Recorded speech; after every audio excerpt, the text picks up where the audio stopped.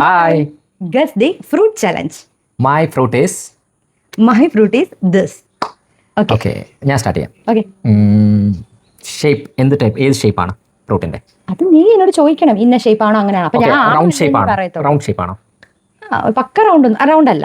Round അല്ല. Okay next. Okay, നിന്റെ ഫ്രൂട്ടിന് പുളി ഉള്ളതാണോ മധുരമാണോ എങ്ങനത്തെ ടൈപ്പാ? രണ്ടും ഇല്ല, പുളിയില്ല മധുരമില്ല. ഓക്കെ, വലിയ ടേസ്റ്റ് ഒന്നും ഇല്ലാത്തതാ. ഓക്കെ, ഇനി ഞാൻ എങ്ങനെയാണ് ടേസ്റ്റ് എങ്ങനെയാണ്? ടേസ്റ്റി ആണോ?